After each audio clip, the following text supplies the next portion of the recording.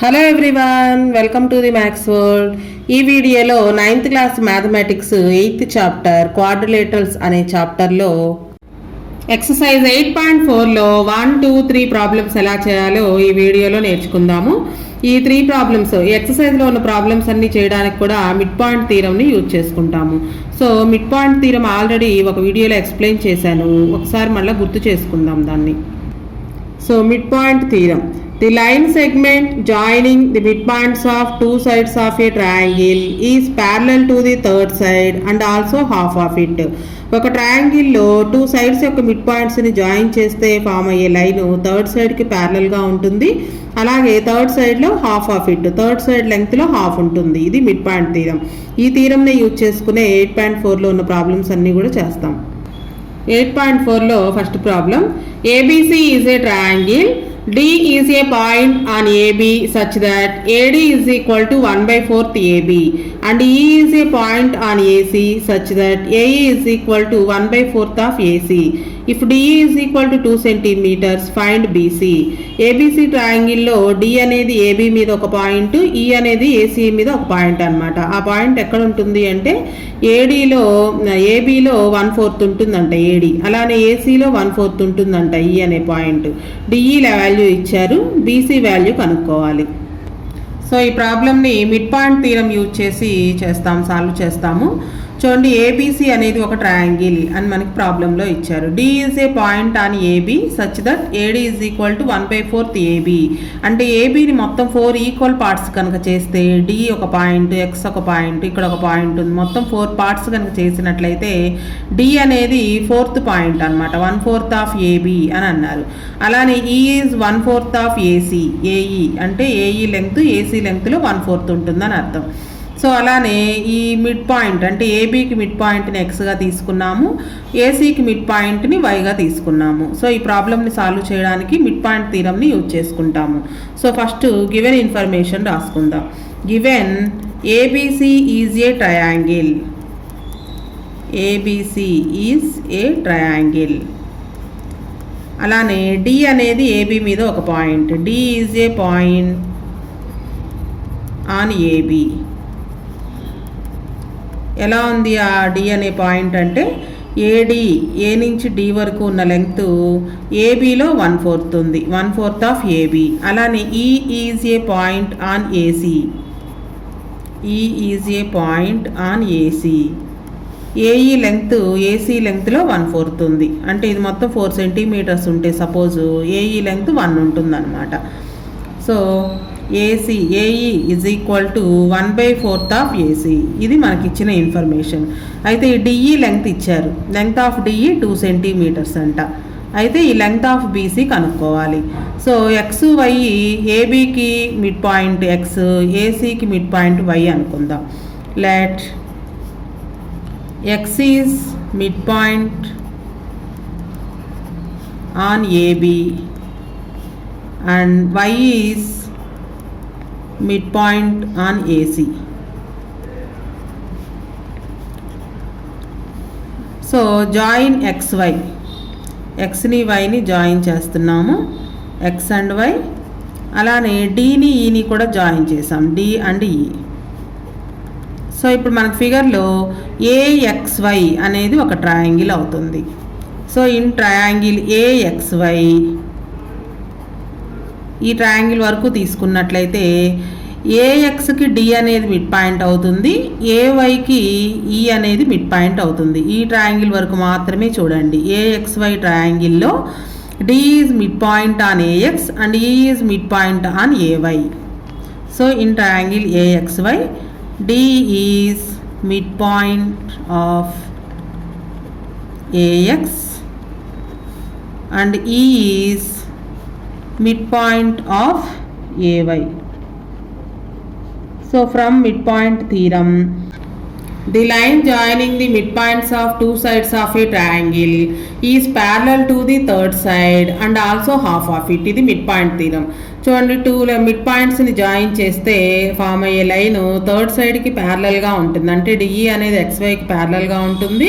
అలానే also half of it అంటే DE is equal to half XY. అంటే XY లెంగ్త్లో డిఈ అనేది హాఫ్ ఉంటుంది అనమాట. So from mid point theorem statement ప్రకారం ఏఎక్స్వైలో డిఈని జాయిన్ చేస్తే ఎక్స్వైకి ప్యారలల్గా ఉంటుంది and also half of it. So DE parallel to XY and DE is equal to half XY. ఇది మనకి మిడ్ పాయింట్ థీరం ప్రకారం. అయితే డిఈ ఈజ్ ఈక్వల్ టు మనకి 2 సెంటీమీటర్స్ ఇచ్చారు. సో డిఈ బదులుగా 2ని సబ్స్టిట్యూషన్ చేసుకుంటే DE 2 centimetres is equal to half XY. Cross multiplication చేస్తే 2 × 2 4 centimetres is equal to XY. So XY value 4 centimetres వచ్చింది. అయితే మనం కనుక్కోవాల్సింది బీసీ వాల్యూ. సో ఇప్పుడు మనం మొత్తం డయాగ్రామ్ మొత్తం తీసుకుందాం. అంటే in triangle ABC X is mid point of AB and Y is mid point of AC. Already రాసేసాం కదా, X is mid point of AB and Y is mid point on AC. So the line joining the mid points of 2 sides of a triangle is parallel to the third side and also half of it.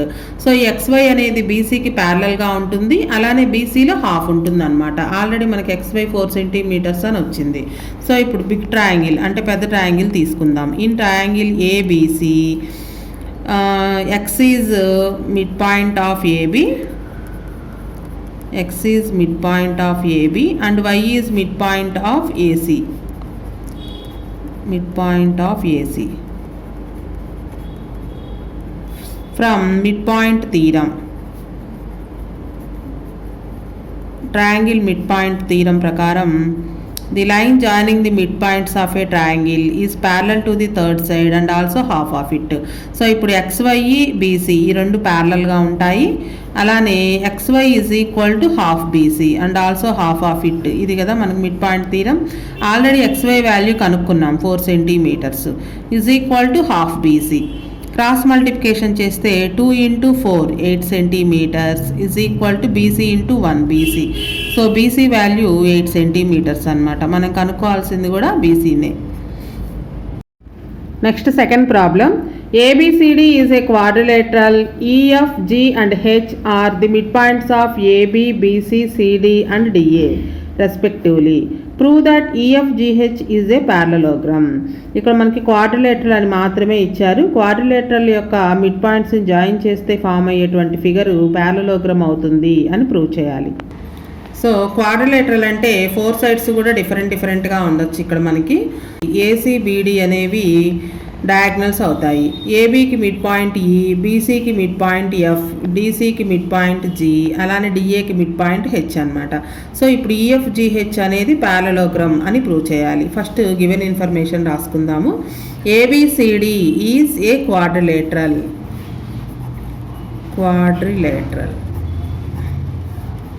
EFGH are midpoints of ABCD. EFG and H are midpoints of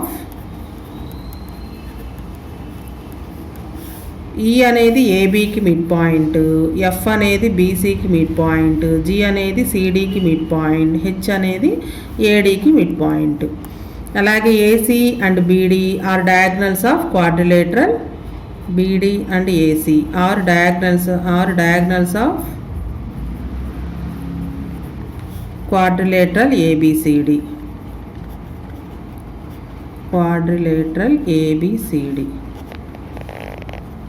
so ఈ diagonals draw చేయడం ద్వారా suppose AC అనే diagonal draw చేసినప్పుడు ఈ quadrilateral 2 ట్రయాంగిల్గా divide అవుతుంది.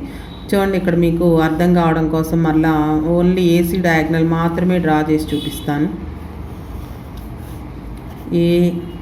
ABCD AC డయాగ్నల్ని draw చేసినప్పుడు ఇది 2 ట్రయాంగిల్స్గా డివైడ్ అవుతుంది. సో ఈఎఫ్జిహెచ్ ఇలా ఉన్నాయి మనకి. EFGH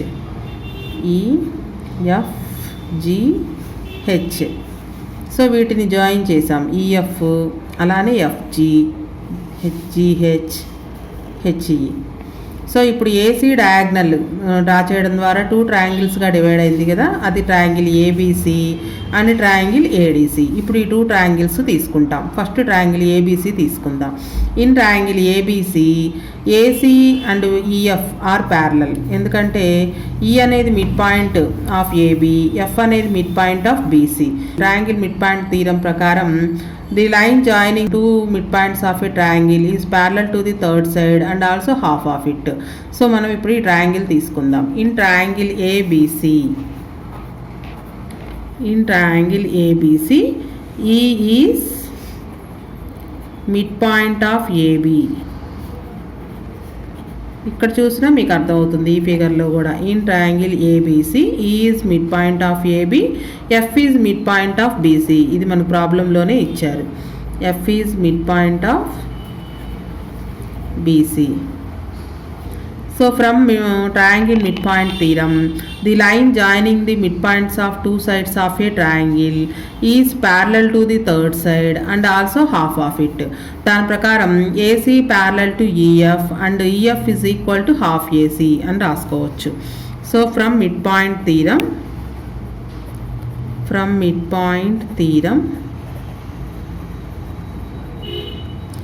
EF parallel to AC and EF is equal to half AC. దీన్ని ఈక్వేషన్ 1 అనుకుందాం. అలాగే triangle ADC, second triangle ADC. ఇక్కడ చూడండి ఏడీసీ. ఈ ట్రయాంగిల్ తీసుకున్నట్లయితే ఇన్ ట్రయాంగిల్ ఏడీసీ ట్రయాంగిల్లో G is mid point of CD and H is mid point of AD. G is mid point of CD and H is midpoint of AD. సో ట్రయాంగిల్లో 2 mid పాయింట్స్ని join చేసే line, అంటే ఈ 2 mid పాయింట్స్ని join చేస్తే form అయ్యే line third సైడ్కి ప్యారలల్గా ఉంటుంది. ఈ 2 సైడ్స్కి మిడ్ పాయింట్స్ ఇవి. ఈ 2 మిడ్ పాయింట్స్ని జాయిన్ చేస్తే ఫామ్ అయ్యే లైన్ థర్డ్ సైడ్కి ప్యారలల్గా ఉంటుంది and also half of it, అంటే GH is equal to half AC అవుతుంది. So from mid point theorem, GH is equal to half AC, GH parallel to AC. దీన్ని equation 2 అనుకుందాం. So equation 1, equation 2 రెండు కూడా half ఏసీకి equal. So from 1 and 2 2 ఈక్వేషన్స్లోనూ RHS ఈక్వల్గా ఉంది కాబట్టి LHSలు కూడా ఈక్వల్ అని చెప్పచ్చు. అంటే EF is equal to GH. మన ఫిగర్లో చూసినట్లయితే EF GH ఈ రెండు కూడా opposite sides. So opposite sides మనకి ఈక్వల్ అని వచ్చాయి. అలానే ఈ 2 ఆపోజిట్ సైడ్స్ కూడా ఈక్వల్ అని ప్రూవ్ చేసినట్లయితే ఇది AEF GH అనేది ప్యారలలోగ్రామ్ అవుతుంది. సో ఈ BD డయాగ్నల్ కనుక చూసినట్లయితే BD డయాగ్నల్ డ్రా చేయడం ద్వారా ఇటువైపు ఒక ట్రయాంగిల్, ఇటువైపు ఒక ట్రయాంగిల్గా ఫామ్ అయింది. అంటే triangle ADB and triangle BCD ఈ 2 ట్రయాంగిల్స్ తీసుకోవాలి. సో మనకి అర్థం కావాలంటే ఫిగరు ఈసారి BD డయాగ్నల్ డ్రా చేసి చూద్దాం. ABCD EF GH are mid points of 4 sides. మనం BD డయాగ్నల్ని డ్రా చేస్తున్నాం. సో BD డయాగ్నల్ డ్రా చేయడం ద్వారా ఇదొక ట్రయాంగిల్, ఇదొక ట్రయాంగిల్. ఈ ట్రయాంగిల్ ADB, ఇంకొక ట్రయాంగిల్ BCD. సో ఇప్పుడు ఈ ట్రయాంగిల్లో ఈ 2 సైడ్స్ యొక్క మిడ్ పాయింట్స్ని జాయిన్ చేస్తే GF వస్తుంది. GF మిడ్ పాయింట్స్ కాబట్టి ఈ GF is parallel to BD and GF is equal to half BD అవుతుంది. అలాగే ఈ ABD ట్రయాంగిల్లో ఈ 2 మిడ్ పాయింట్స్ని జాయిన్ చేస్తే ఫామ్ అయ్యే HE అనే లైను BDకి ప్యారలల్గా ఉంటుంది and also half of it, అంటే HE is equal to half BD అవుతుంది. సో ఇప్పుడు దీనిలాగే AC డయాగ్నల్ బదులుగా BD డయాగ్నల్ డ్రా చేసి చూస్తున్నాం అన్నమాట. So in triangle ABD BD డయాగ్నల్ని డ్రా చేసాం. In triangle ABD E is mid point of AB, and H is midpoint of AD.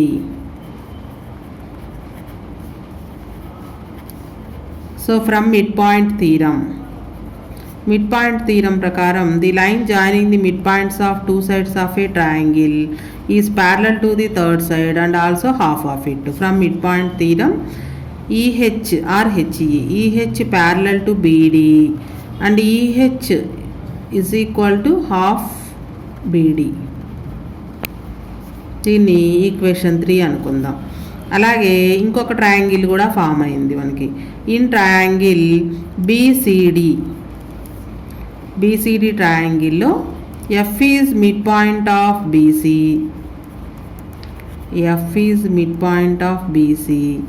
and G is midpoint of CD. So from midpoint theorem, the line joining the midpoints of two sides of a triangle is parallel to the third side and also half of it. So manaki GF parallel to BD and GF is equal to half BD. దీన్ని equation 4 అనుకుందాం. From 3-4 ఈ equation 3 and equation 4 రెండు కూడా half బీడీకే equal.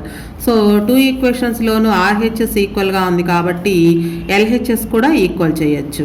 From 3 and 4 అంటే 3-4 ఈక్వేషన్స్లో ఆర్హెచ్ఎస్లు రెండు ఈక్వల్గా ఉన్నాయి కాబట్టి ఎల్హెచ్ఎస్ కూడా ఈక్వల్ చేసినట్లయితే EH is equal to GF. మనకు ఫిగర్లో ఈహెచ్ జిఎఫ్ రెండు కూడా ఆపోజిట్ సైడ్స్. ఒకసారి చూద్దాం. ఈహెచ్ అండ్ జిఎఫ్ ఈ టూ ఆపోజిట్ సైడ్స్ కూడా ఈక్వల్ అని ప్రూవ్ చేసాం. ఆల్రెడీ ఈఎఫ్ జిహెచ్ ఈక్వల్ అని ప్రూవ్ చేసాము. ఇప్పుడు మనం హెచ్ఈ అండ్ జిఎఫ్ కూడా ఈక్వల్ అంటే ఆపోజిట్ సైడ్స్ ఈక్వల్గా ఉన్నాయి కాబట్టి ఈఎఫ్ జిహెచ్ అనేది పారలోగ్రామ్ అవుతుంది. సో ఆ టూ ఆపోజిట్ సైడ్స్ ఈక్వల్గా ఉంటే అది రెక్టాంగిల్ కూడా అవ్వచ్చు. కానీ మనకి ఈచ్ యాంగిల్ 90 degrees అని ఇక్కడ లేదు. ఎందుకని ప్రూవ్ చేయలేము అంటే క్వాడ్రిలేటరల్లో డయాగ్నల్స్ అనేవి ఓన్లీ బైసెక్ట్ చేసుకుంటాయి. అలా కాకుండా పర్పెండిక్యులర్ బైసెక్ట్ కనుక చేసుకున్నట్లయితే ఇక్కడ 90 degrees యాంగిల్ ఫామ్ అవుతుంది. దీనికి ఆపోజిట్గా ఉండే ఈ సైడ్ దగ్గర ఈ యాంగిల్ దగ్గర కూడా 90 అవుతుంది. సో ఇది ఓన్లీ క్వాడ్రిలేటరల్ మాత్రమే కాబట్టి డయాగ్నల్స్ బైసెక్ట్ మాత్రమే చేసుకుంటాయి. అంటే ఇక్కడ ఈఎఫ్జిహెచ్ యాంగిల్స్ అనేవి పర్పెండిక్యులర్ అంటే 90 degrees అని మనం ప్రూవ్ చేయలేము. సో ఆపోజిట్ సైడ్స్ ఈక్వల్ అని ప్రూవ్ చేసాం కాబట్టి ఈఎఫ్జిహెచ్ అనేది పారలోగ్రామ్ అవుతుంది.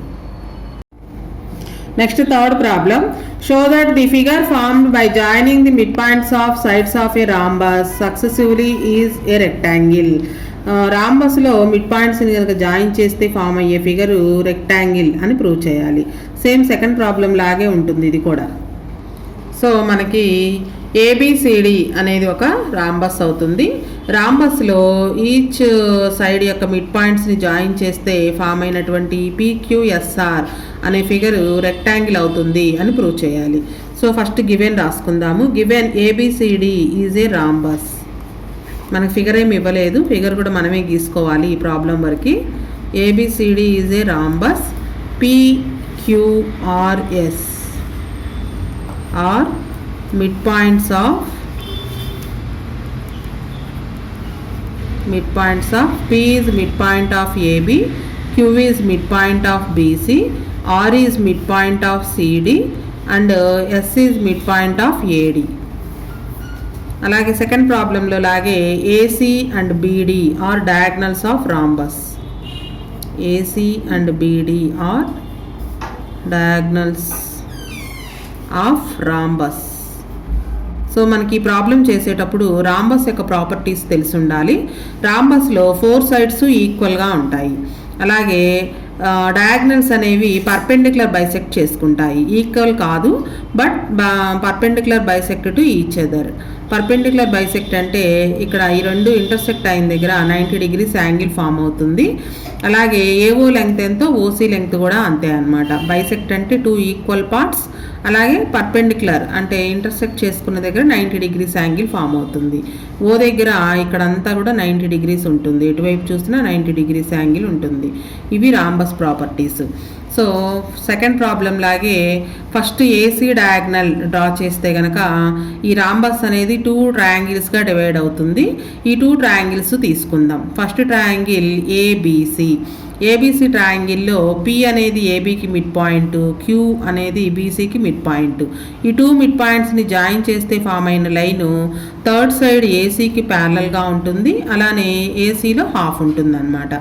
సో మనకి in triangle ABC diagonal draw చేయడం ద్వారా, ఏసీ డయాగ్నల్ డ్రా చేయడం ద్వారా ట్రయాంగిల్ రాంబస్ అనేది 2 ట్రయాంగిల్స్గా డివైడ్ అవుతుంది. అందులో ఒక ట్రయాంగిల్ అనమాట. In triangle ABC P is mid point of AB, Q is mid point of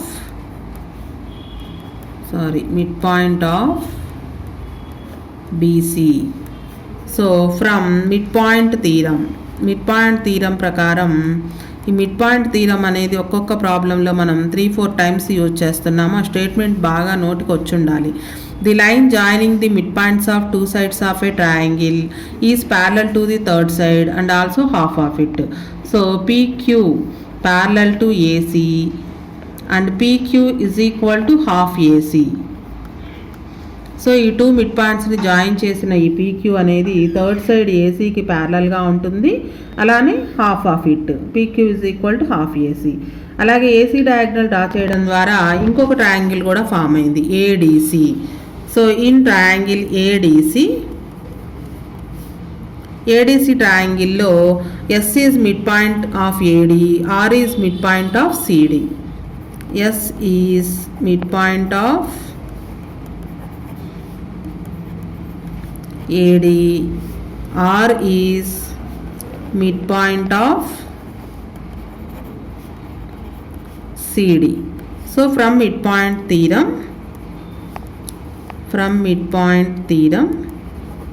the line joining the midpoints of 2 sides of a triangle is parallel to the third side and also half of it. So SR parallel to AC and SR is equal to half AC. పైన వచ్చిన equation 1 అనుకుందాము. ఇప్పుడు వచ్చిన equation 2 అనుకుందాము. 2 ఈక్వేషన్స్లోనూ RHS వైపు half AC అని ఉంది. సో RHSలు ఈక్వల్ కాబట్టి LHS కూడా ఈక్వల్ చేయొచ్చు. ఫ్రమ్ 1 and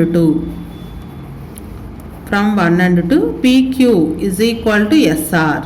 సో మనకి ఫిగర్లో చూసినట్లయితే PQSR ఈ రెండు కూడా ఆపోజిట్ సైడ్స్ అవుతాయి. చూడండి, PQSR అంటే ఆపోజిట్ సైడ్స్ ఈక్వల్ అని వచ్చాయి. సో ఇప్పుడు మనం PSQR కూడా ఈక్వల్ అని ప్రూవ్ చేస్తాం. ఈ BD డయాగ్నల్ డ్రా చేయడం ద్వారా ఇక్కడ ఈ ట్రయాంగిల్ మరలా 2 ట్రయాంగిల్స్గా డివైడ్ అయింది. Triangle ABD and triangle BCD. ఈ 2 ట్రయాంగిల్స్ తీసుకొని PSQR కూడా ఈక్వల్ అని ప్రూవ్ చేస్తాము. So in triangle BD diagonal draw చేయడం ద్వారా 2 ట్రయాంగిల్స్ అనమాట. In triangle ABD ట్రయాంగిల్లో P is mid point of AB and S is mid point of AD.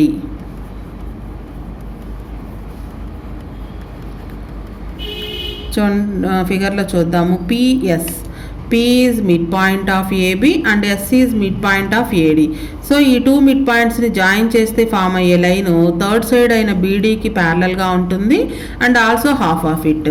So from mid point theorem PS parallel to BD and PS is equal to half BD. దీన్ని equation 3 అనుకుందాము. అలాగే BD diagonal draw చేయడం ద్వారా ఇంకొక triangle కూడా form అయింది, triangle BCD.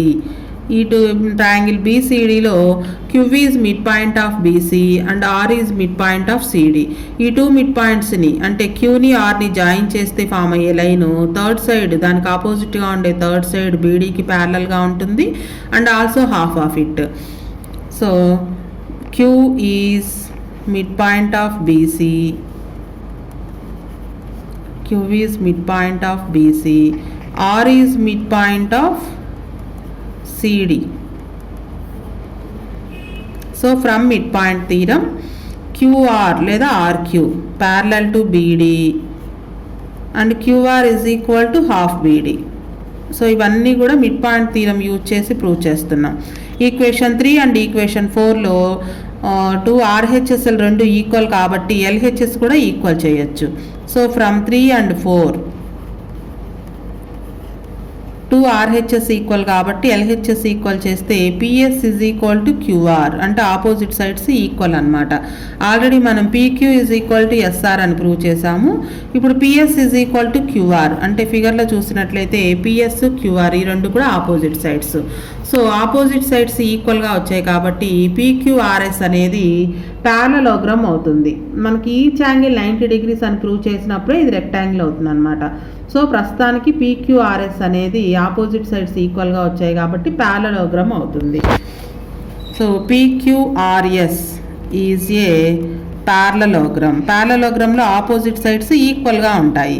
So ప్యారలలోగ్రామ్లో మనం ఒక యాంగిల్ కనుక 90 degrees చేసినట్లయితే ఆ PQRS అనేది రెక్టాంగిల్ అవుతుంది. ప్యారలలోగ్రామ్ ప్రాపర్టీస్ ప్రకారం ఆపోజిట్ యాంగిల్స్ ఈక్వల్గా ఉంటాయి కాబట్టి యాంగిల్ P 90 అని ప్రూవ్ చేస్తే ఆటోమేటిక్గా దానికి ఆపోజిట్గా ఉండే యాంగిల్ R కూడా 90 అవుతుంది. అడ్జసెంట్ యాంగిల్స్ సమ్ చేస్తే 180 రావాలి. అంటే angle P plus angle Q 180 రావాలి. యాంగిల్ P 90 ఉంటే యాంగిల్ Q కూడా 90 అవుతుంది. Qకి ఆపోజిట్గా ఉండే S యాంగిల్ కూడా 90 అవుతుంది. సో ఈచ్ యాంగిల్ 90 degrees అయినప్పుడు PQRS అనేది రెక్టాంగిల్ అవుతుంది. సో ఇప్పుడు మనం ఫస్ట్ యాంగిల్ P 90 degrees అవుతుంది అని ప్రూవ్ చేయాలి. ఇక్కడ మనకి డయాగ్నల్స్ అనేవి పర్పెండిక్యులర్ బైసెక్ట్ చేసుకుంటాయి రాంబస్లో అని ఫస్ట్ చెప్పుకున్నాం కదా. అంటే ఇక్కడ 90 degrees ఉంటుందన్నమాట. బైసెక్ట్ చేసుకున్న దగ్గర 90 degrees ఉంటుంది. సో మనకి ఇక్కడ చూసినట్లయితే ఇక్కడ ఒక X అని రాద్దాము, ఇక్కడ Y అని రాద్దాము. ఈ PXOY అనేది మనకు ఒక ప్యారలలోగ్రామ్ అయినట్లయితే ప్యారలలోగ్రామ్లో ఆపోజిట్ సైడ్స్ ఈక్వల్గా ఉంటాయి, ఆపోజిట్ యాంగిల్స్ ఈక్వల్గా ఉంటాయి. సో యాంగిల్ O దగ్గర 90 ఉంది కాబట్టి యాంగిల్ P దగ్గర కూడా 90 degrees ఉంటుంది. ఆపోజిట్ యాంగిల్స్ ఈక్వల్గా ఉంటాయి కదా ప్యారలలోగ్రామ్లో. సో ఇది ప్యారలలోగ్రామ్ అని ఎలా తెలుస్తుంది అంటే మనం ఆల్రెడీ ప్రూవ్ చేసాం AC అనేది PQకి ప్యారలల్గా ఉంటుంది అనేది. ఈ PX అనేది PQలో పార్టే, అలానే AO అనేది ACలో ఒక పార్టే కాబట్టి ఈ PX OY రెండు కూడా ప్యారలల్గా ఉంటాయి. అలాగే PS BD ఈ రెండు ప్యారలల్ అని ప్రూవ్ చేసాము. ఈ PY అనేది PSలో పార్టే, అలానే BO అనేది BDలో పార్టే. అంటే ఈ టూ సైడ్స్ కూడా ఈ ప్యారలల్గా ఉంటాయి. ఆపోజిట్ సైడ్స్ ప్యారలల్గా ఉంటే అది ప్యారలలోగ్రామ్ అవుతుంది. ప్యారలలోగ్రామ్లో ఒక యాంగిల్ 90 degrees ఉంటే దానికి ఆపోజిట్గా ఉండే యాంగిల్ P కూడా 90. సో యాంగిల్ AOB 90 degrees ఇది మాత్రం మనకి ప్రాపర్టీ అనమాట. In rhombus diagonals perpendicular bisect to each other. So angle AOB is equal to 90 degrees. దానికి ఆపోజిట్గా ఉండే యాంగిల్ P కూడా 90 degrees అవుతుంది. సో ఇన్ రాంబస్ ప్రాపర్టీ రాసుకోవాలి. In rhombus AC and BD అంటే డయాగ్నల్స్ అనమాట are perpendicular bisect to each other. Are perpendicular bisect to each other. Bisect means two equal parts, perpendicular means 90 degrees angle form చేస్తుంది. So angle AOB is equal to 90 degrees. So angle AOBకి ఆపోజిట్గా ఉండే angle P కూడా 90 degrees అవుతుంది. So in PQRS ప్యారలలోగ్రామ్లో angle P 90 అయినప్పుడు angle Pకి ఆపోజిట్గా ఉండే యాంగిల్ అంటే ప్యారలలోగ్రామ్లో ఆపోజిట్ యాంగిల్స్ ఈక్వల్ కాబట్టి యాంగిల్ R Pకి ఆపోజిట్గా ఉండే యాంగిల్ R అవుతుంది 90 degrees because opposite angles of parallelogram are equal. Parallelogram are equal. So angle P angle R 90 degrees అయినాయి. అలానే angle P plus angle Q కూడా 180 అవ్వాలి. ఎందుకంటే consecutive angles, consecutive means adjacent angles అంటే పక్కపక్కనే ఉండే యాంగిల్స్ సమ్ చేస్తే 180 degrees రావాలి. Consecutive angles 180. So angle P 90 degrees కాబట్టి యాంగిల్ Q కూడా 90 అవుతుంది. 180లో నుంచి 90 మైనస్ చేస్తే -90. So angle Q 90. యాంగిల్ Qకి ఆపోజిట్గా ఉండే యాంగిల్ S కూడా 90 degrees అవుతుంది. Opposite angles of parallelogram are equal. Opposite angles of parallelogram are equal. So మనకి ఈచ్ యాంగిల్ 90 degrees అని ప్రూవ్ చేసాం. Angle Q90, angle S90, angle P90, angle R90. So each angle 90 degrees కాబట్టి మనం already PQRS parallelogram అనుకున్నాము. Each angle 90 degrees అయింది కాబట్టి PQRS is a rectangle. ఇవి మనకి బిట్స్కి కూడా ఇంపార్టెంటే. రాంబస్లో మిడ్ పాయింట్స్ని జాయిన్ చేయగా ఫామ్ అయ్యే ఫిగర్ ఏమవుతుంది అనేది ఆప్షన్స్ ఇస్తారు. రెక్టాంగిలా, ప్యారలోగ్రామా, క్వాడ్రిలేటరలా అనేది. సో ఇవి important bit and important question కూడా.